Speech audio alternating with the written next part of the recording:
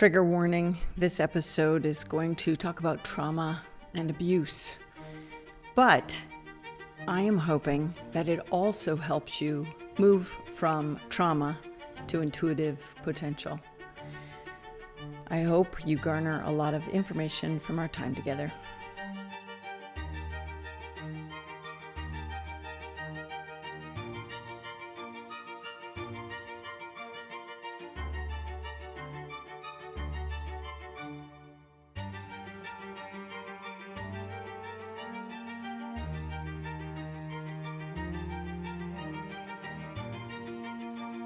Okay, can I just tell you, can you believe I laughed? I laughed because this is a really heavy topic, but I am getting so much infiltration from spirit right now, and I am going to really pluck their words from their realms. This episode is going to be about from trauma to intuitive potential. Many of you have written in knowing that I shared that I went through childhood trauma and came out the other side with my intuition strong and intact. And many of you have written in asking if I could address trauma and tips that I might give survivors to move forward using the information and what I teach, right? So this episode is for you, but I realized in all the questions coming in that I also wanted to create a series, kind of a 3 or 4 part series, we'll see what happens, in regards to the effects of trauma and how it might leave you a bit scattered or compromised when you're trying to do work of spirit or even meditate. So stay tuned also for future episodes where I will address things like ADHD and the ADHD brain, but the perspective on how you might work with meditation or get to deeper meditation if you struggle with ADHD. And the same with the ADHD mind and tuning in for conversations with spirit. These are topics that I'm going to address in future episodes. So from spirit's perspective and from someone like myself's perspective that has been doing intuitive teaching and work for the last 3 decades. I'm not a trained psychiatrist or psychologist or healthcare professional, but I've got some information in this realm that I think you might benefit from. So if you're not already subscribed, you might want to consider subscribing to not miss those episodes that will be up and coming in the weeks ahead. So if you're new to the channel, welcome. If you're a returning listener, subscriber, member, thank you so much. You help me in your way of support to this content and letting the airwaves know that it's helpful information. So I appreciate you. So you see me, I'm like talking to spirit while I'm telling you this. So the objective of this time together is to really give you some helpful tips in regards to how you might maintain your sense of self and spiritual agency, moving into realms of spirit or intuitive moments, even though you might have suffered trauma that would otherwise maybe have you second guessing or scattered. I am just like going, oh my God. It's as if, I'm going to tell you how my brain works. It's as if there's this whole band of light and these helpers, and they're all kind of converging and then trying to deliver some of the content at the same time.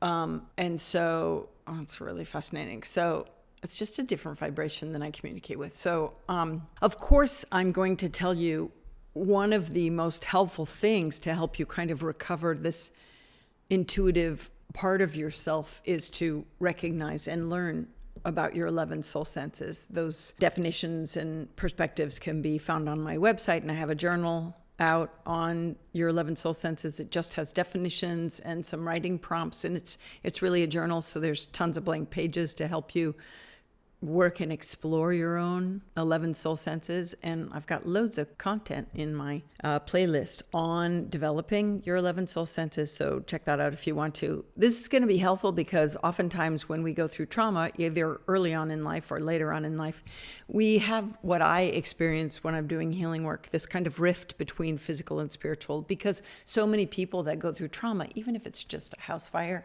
God, chills, or, floods, you just kind of leave your body. And so it's just because you're not feeling safe. So sometimes there's a lot of root chakra stuff that needs to be worked on, this sense of security and safety, food, shelter, clothing, basic needs being met, very root chakra issues. And so we tend to leave when we can't handle what we're going through. God, if you're watching on YouTube, spirit is like collecting around me, and I'm kind of jiving in there. Goosebumps, they're giving me hugs, spiritual hugs, and they're really close. So I'm going to actually also ask them to surround you, your guides and angels, specifically your angels and the angelic light that does surround you. Sometimes I know when I went through my childhood trauma, I was like, where the hell were the angels? Like, where were you guys? And it's just this realization that as humans, we have free will, right? And so my abuse was at the hand of someone I knew and trusted. And so it was really earth-shattering. And in those moments, I left my body. In 2019, I wrote this collection of poems that is really my journey of my trauma experience of, going through it and coming up the other side. And I wrote my journey in poetic verse. And I think this is going to be the next 12 months that I get that out and release it to the public. It was very helpful for me, and Spirit has been kind of knocking on my door saying this would be beneficial for some of you, as a cathartic experience to kind of read my journey to then help you maybe get to the other side of yours. Because I think there were many times in my life and still that I was stuck in that trauma and operating and functioning from the trauma. God, the goosebumps. It's because I'm being brave. And I'm telling you this, right? Listen, this is not easy to talk about. I hate this shit. I hate that hurt people. That just bums me out. I, like you, many of you are from the planet of harmony, and I just wanted peace, love, and light, right? And I know it's not always that. Life can be difficult, and there are traumatic experiences that we go through, whether environmental disasters or from the hand of someone else, even someone close to us, and they can rock our world, shatter us, and kind of set us back. I, for one, really have done tons of, do you see me? I'm on YouTube, I'm curling, like taking my finger and twirling my hair. I'm like, wow, is this a trauma soothing response? I don't even know.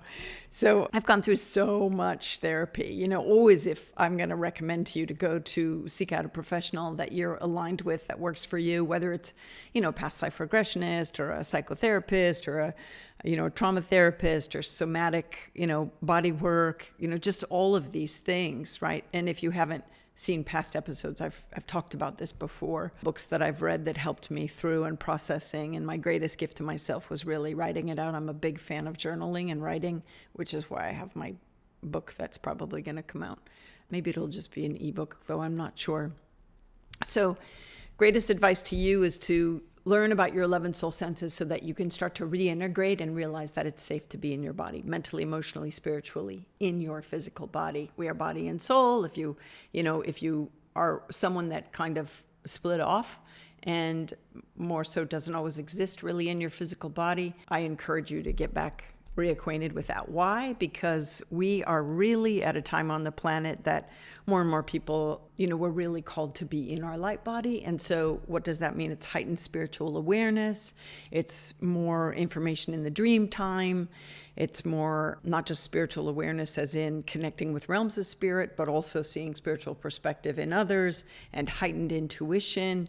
And so this is going to be your world, right? Because you probably are that anyway. You probably are in these different spaces naturally. I know many times, like I started this episode off, is that when we have gone through trauma or some kind of abuse or some kind of shock to our system, we get this hyper sense of awareness, right? This heightened awareness. And that is very empathic. That is very psychic. And so this empathic nature about feeling what other people feel and emotionally and physically and really being on high alert, reading their mind and heart, this might come naturally to you because you went through a traumatic experience and you're like, I'm never going to go through that again. And so I know that sometimes then we're the people that, and I've told you this in other episodes, sit tight if you haven't heard this before, this will be beneficial. You have to kind of recognize who you are. Your greatest gift to yourself can be know thyself, and to really honor your intuition, to start developing this rapport with your intuitive nature that kind of has the radar that goes up like, I don't think I want to go to that gathering. I don't think I want to walk down that road.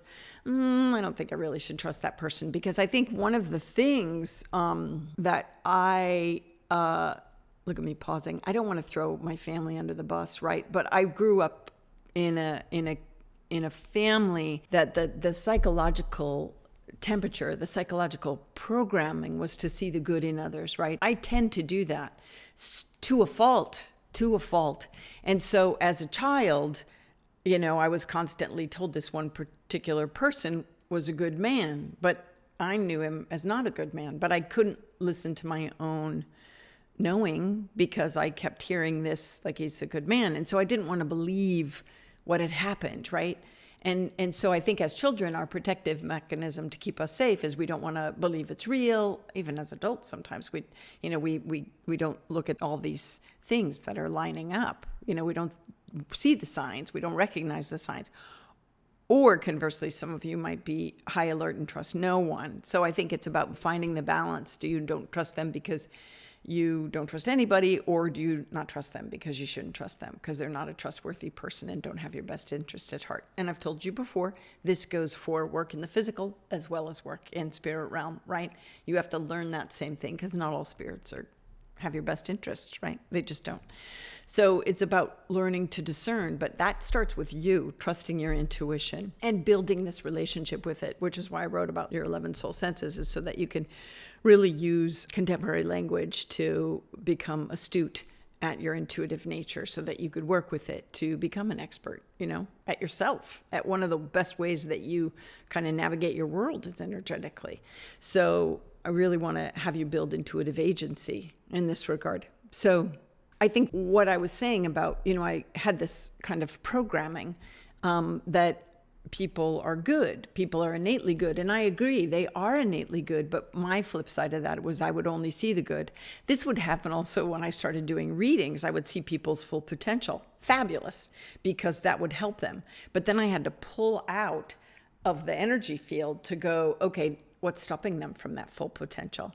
A little hint for those of you that do medium work or do reads, this little trick of like, now see the light and see what they're bringing in, but pull back and go, okay, what's holding them from reaching their highest potential? Where are their hiccups? What are they still holding on to, right? What are their regrets? Where are the areas they need to make amends so they can move forward? These kind of things are real, and they will trip you up psychically if you're doing the work. If you're doing any kind of work of spirit or light work, they will trip you up. They will hold you back. Trust me on that. So I think the thing is that when we always only see the good, then we don't recognize when betrayal is occurring. And if you've been through a trauma or abuse or something, you need to know how to protect yourself in regards to those moments when people or situations are not for your highest good.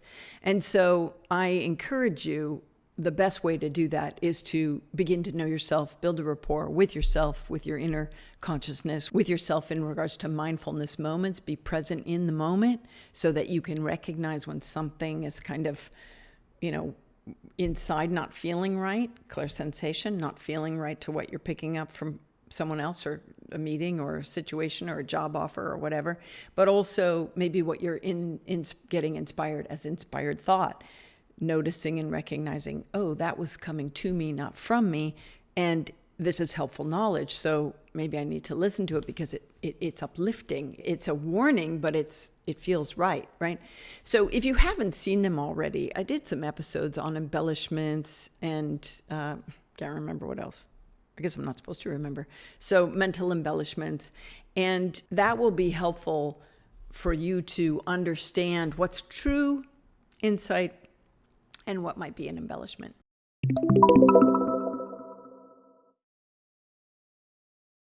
So another way that I encourage you to know yourself, know thyself, one of the greatest pieces of advice there is, really. And part of that is reconciling back body and soul, right? Reconciling back emotional, mental, energetic to the physical, remaining in your body, being present in each moment so that you can feel what you're going through, so that you can notice when you're numbing out because something's painful. Now that could be because you're watching a show or reading a book that isn't comfortable, or listening to a radio or the song that triggers you, or, in someone's presence. So probably if I were to give like 4 tips, right, other than underneath the arch of know yourself to help yourself, the first one would be to recognize your triggers. And if you can't recognize what triggers you, then notice your reactions. Be present enough to notice your reaction. For me, I've shared with you before, I have to watch it when I'm like, oh, I want sugar, or I want to eat or overeat. I gravitate towards sugar, so I have to stop and go, be present enough to go, okay, you're eating like a lot of dairy-free ice cream, Constance. What's coming up for you? And to go, okay, I recognize that I'm doing this. Am I going to finish this bowl, or am I going to just stop and, write this out, or kind of go for a walk and talk and see what's coming up for me? So that moment of giving yourself the comfort of your own connection is huge, huge. So I don't always recognize what triggered me, but I recognize my reaction. So maybe you could start there. And then when you recognize that you're, like I said, my thing is like eating sweets, then going into it and going, okay, why am I doing this? What's coming up for me? What's the emotion? And this you might unravel with a therapist, right? Or a good friend, or yourself, or God, or guides, angels, and say, listen, I want to help kind of unravel what's got me anxious today. And it could be the state of the world, right? This could be the thing. And so in those situations, because many of you watching might actually be so super sensitive, you're in tune with that, to say, okay, what can I do? And so what I want to do is then just send out love and prayers. Those are real. Those are vibrationally real. And then also, sign your petitions or vote the way you vote or whatever. But know, how and where you can help. But sometimes for me, because I can tend to overfeel, I have to pull it back and pick some causes. And there's some things that I can't read up on because, I can sign the petition, but I'm not going to go do the march. Too many people. Or maybe you're the ones that sign the petition and do the march. Thank you. Protest, to kind of get people to think, well, what are we doing here? Or boycott certain, companies or whatever. All of these things.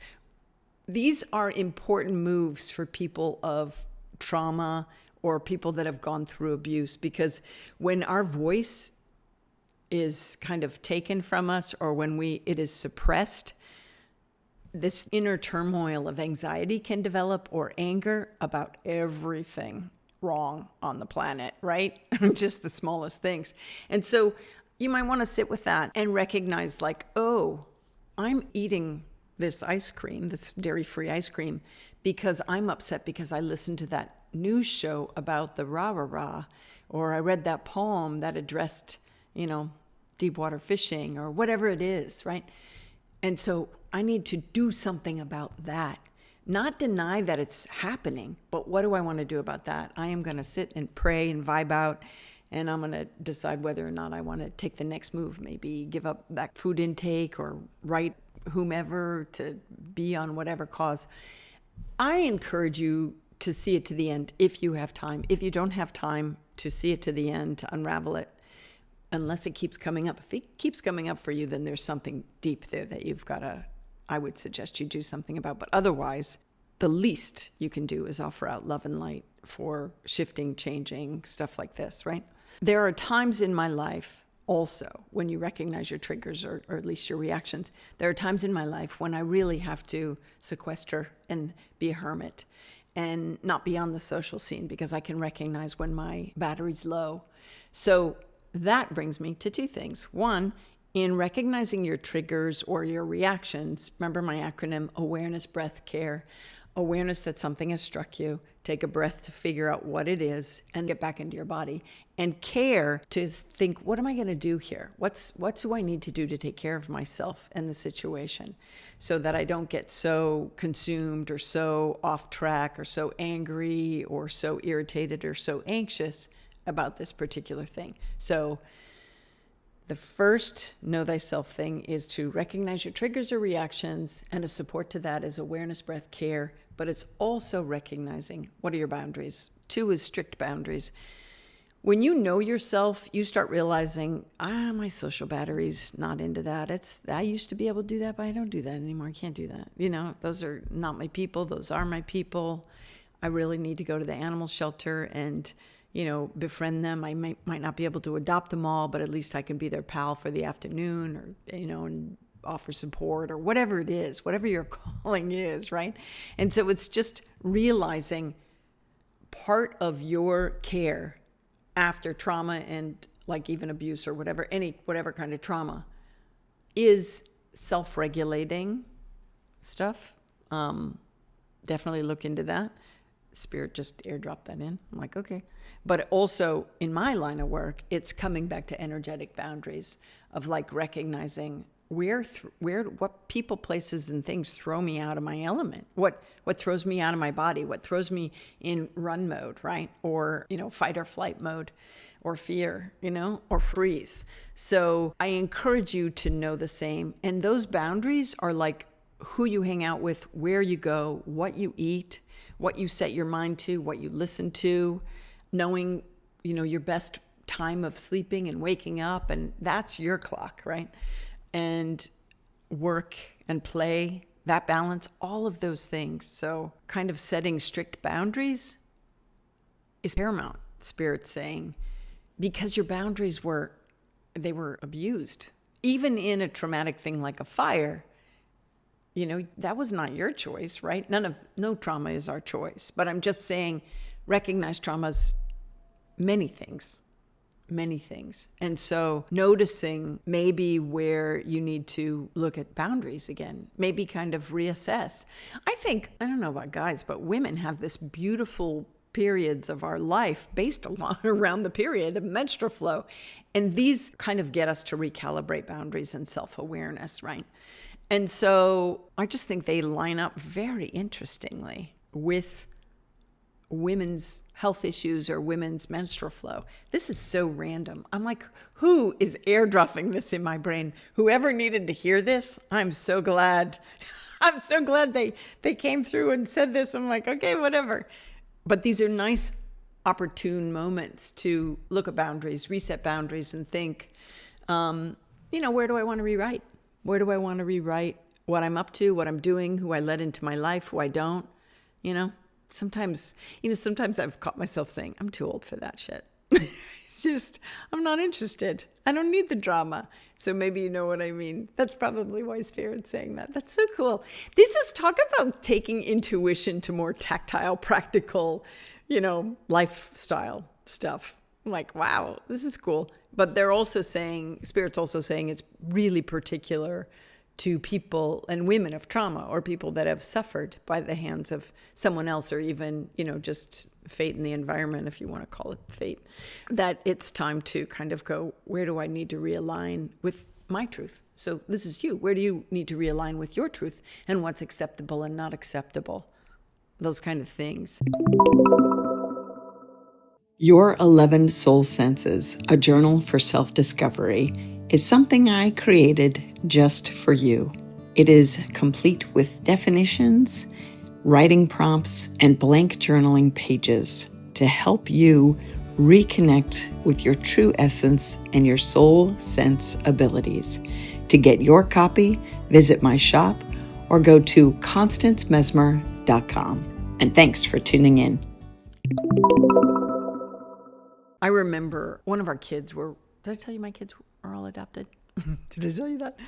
I don't know how much I like to share, not usually much, but one was really fearful. And we had to work with the fear by getting this child at a young age a landline in the bedroom so that he could feel comfortable at night. And so this was a great thing, right?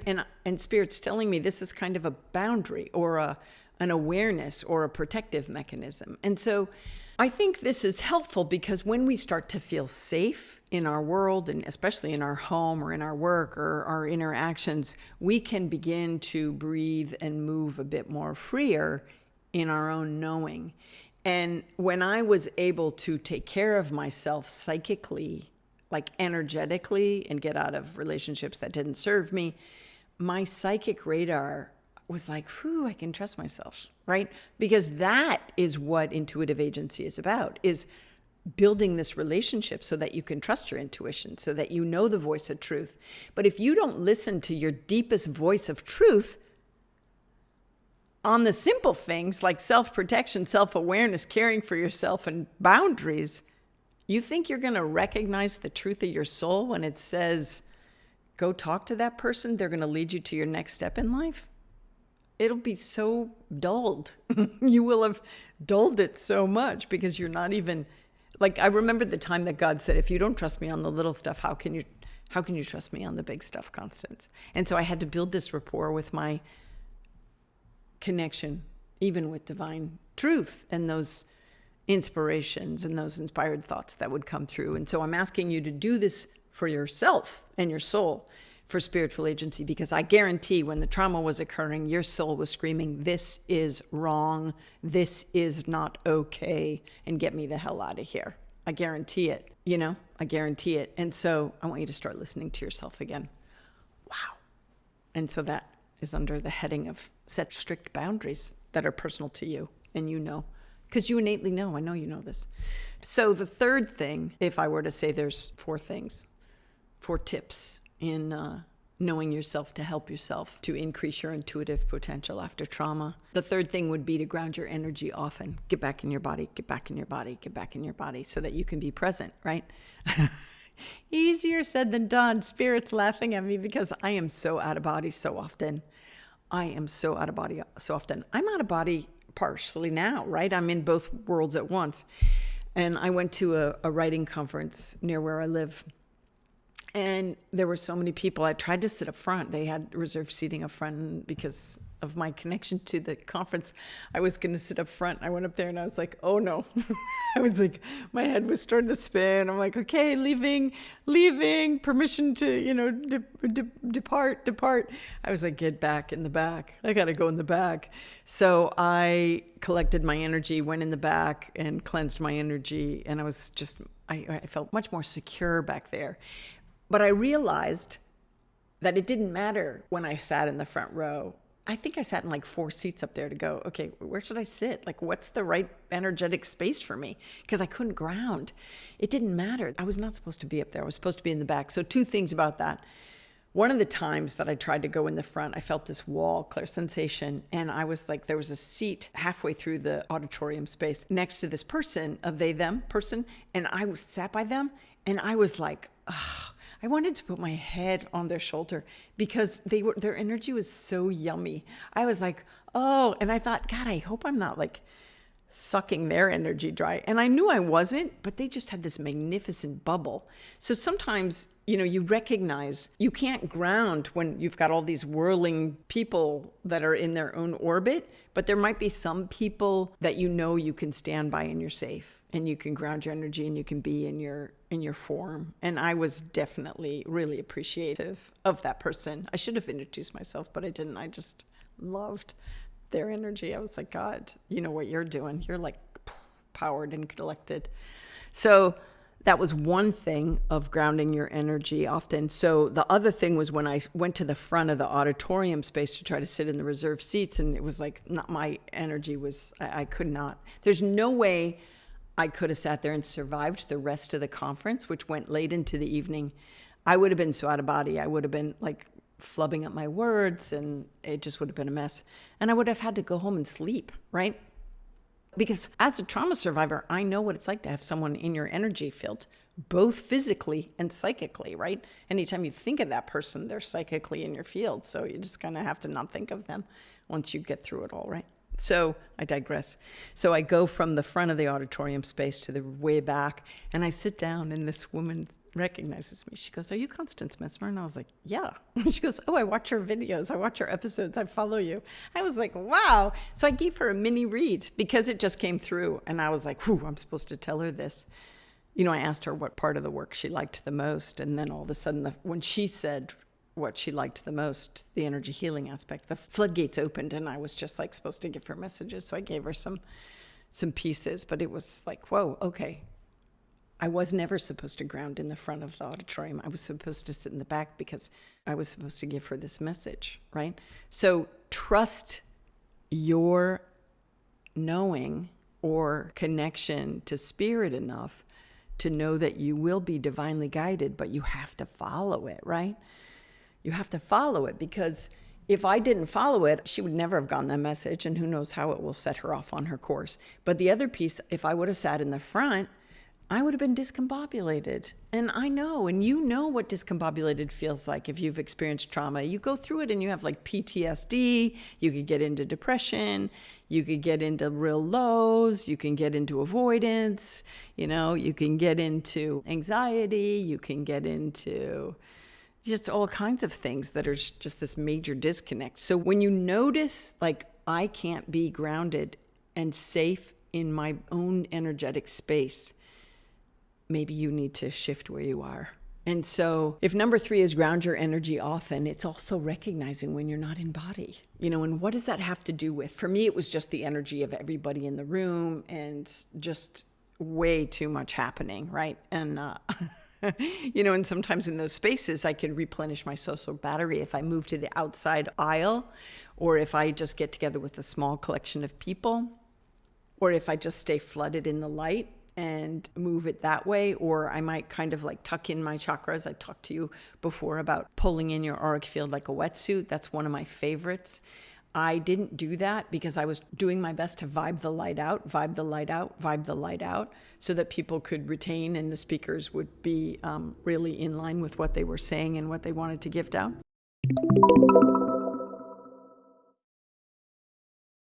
So sometimes as a light worker, as a beacon of light, which oftentimes people that have traversed the dark sides, we do become this beacon of light. So your healing is paramount. It's really important. I cannot even tell you how much that is true, because it's about you who have been through hell and back are about spreading that kind of glow of light, which is why I wrote my poetic verse book, which I'll share with you eventually, I'm sure. But you might be that your energy field is needed somewhere in the room, somewhere in the room where you're not. And so, or in a different job, or, in a different state, or in a different area. So when you don't feel right, something's not right. Trust that, and ground your energy often so that you're present in your body to be here. And then conversely, if you are going, I'm going to take this time to sit and meditate, or I'm going to talk with spirit, then recognize coming back in the body is important so that you can be in command and in control of your energetic space, right? I'll do episodes ahead more on empaths. I just have to, because I just have to. I've got a lot on that, being one myself. I think we all are empaths, right? But particularly as a psychic perspective, I want to teach about that as a way of getting information. How's that? So the fourth thing would be to actually check on your energy hygiene. And by that, I mean noticing when you're picking up other people's stuff. Remember my story that I did. I went in the front, kind of got discombobulated, went in the back, flooded myself with light. Now, I was already bringing in the light and pushing it out, so you wouldn't think things would have gotten onto me. But sometimes when we're God's little vacuum cleaners and we are these beacons of light, then we pick up shit. We pick up shit. And so you have to empty the bag. The vacuum bag has to be emptied. So just recognizing, have you picked up some stuff from the day? And then in those moments, how can you clear them? Imagine, the light, a shower of light, wear your crystals, ask the angels to take it, any of the discombobulated energy. You don't need to know the story, especially if it's not yours. But I told you before, this kind of goes hand in hand with doing your boundaries or setting your boundaries. My favorite time to shop at the grocery store is first thing in the morning, so I can just move through easily so that I don't have to pick up everybody else's energy, right? And a lot of times not all the workers are in there. And so it's just breezing through the aisles, which is handy, and just being present in there, and it's a fresh start to the day. I love doing that. It's more difficult for me later in the day. There's usually more traffic on the roads, and then there's more people, traffic also in the aisles. And so that is a bit about kind of being aware of your energy hygiene, and also setting boundaries, and also recognizing triggers, because sometimes I've been in the afternoon, in the true confession, in the grocery store in the afternoon, and I'm like, oh my God. So by the time I get to the checkout, I'm like, okay, where is that licorice? I'm going to just get sugar to come like back in my body. So that's not the best thing, right? But whatever. We all have our vices. So these are the 4 things to help you help yourself if you've gone from trauma and are trying to get back to yourself and intuitive agency and intuitive potential, so that you can do work of spirit, so that you can connect with your angels and guides, so that you can connect with your core consciousness, your wise self, your inner knowing, right? So you can connect and know the voice of God. You've got to start knowing yourself on this deeper level and helping yourself. So recognize your triggers, or at least your reactions to the triggers, so that you can care for yourself, so that you can build trust with yourself. Know your 11 soul senses. That's important. Set strict boundaries so that you know, like what's okay, what's not okay for you, and follow them, honor them, right? Really important, so that your soul can know that you can trust yourself. It's really weird. But I have to tell you, when trauma happens, we kind of not only lose faith sometimes in the whole world and the other people or the situation, but we sometimes lose faith in our ability to handle our life, right? Because we just, kind of sometimes can beat ourselves up. Why don't I get through this? Why can't I get through this? Because trauma hits us in layers, right? It's a process, It's a process to healing. And so recognize your triggers or your reactions, right? Set strict boundaries, ground yourself often, and check on your energetic agency, energetic hygiene, realizing that, what do you need to do for yourself to care for yourself? And what are your new mantras? What are your belief patterns? I told you that I grew up believing the innate good in everyone, and I still believe that. But it doesn't mean people don't make shitty choices. Listen, I've made shitty choices too. So it's just this, I don't want you to get so caught up in the light and love that you forget to see the true person that's standing before you that might not have your best interest at heart, and that's a whole other episode. But I just think when you start doing these 4 things, you can begin to build trust with yourself, with your wise self, and recognize clearer your intuitive insight. Did I tell you to watch my episode on mental embellishments? So that if some of you struggle with how can I trust what I'm getting? How can I trust what I'm getting as true? Check out my playlist to see if anything in there calls to you. That'd be trusting your intuitive insight, right? Creating spiritual agency, knowing that your heart and soul, just set that intention. I think I really want to look at Constance's playlist, and if you haven't binge watched, some of you binge watched and have been with me since the beginning, thank you. Hands on heart, go to the highest source of light and say, I want help, or your angels, or your own wise self, I want help, knowing exactly what would be best for me to watch and listen to, and do that, and trust that your inner knowing will guide you, so that you can build rapport with yourself on this deeper level, so that you can start to recognize the voice of truth and the voice of embellishments or ego consciousness.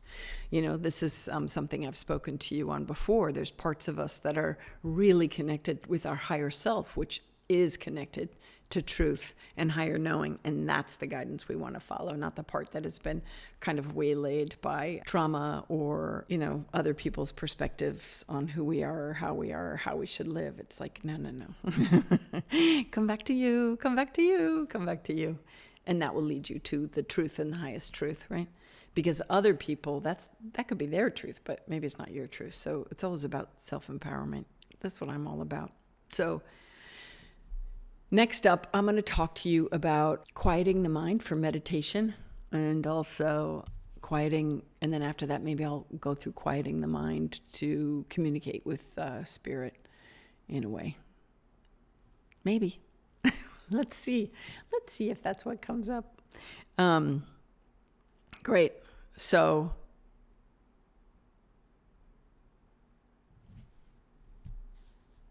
did I tell you I have this card hanging in my kitchen that I wrote? I actually think I have it as one of my poems. It has this line of, you can't run from you. Because I thought for so long I could just run away from myself. What I knew was true, what was best for me, Don't run from you. Be present. Be present. And do what you can to move from trauma to intuitive potential, to a greater understanding and a greater appreciation for your full self, body and soul, physical, mental, emotional, and spiritual. show up for you. And that will help you build rapport with your insight and your intuitive skill set. I know this. I hope this episode has been helpful to you. Thanks for tuning in.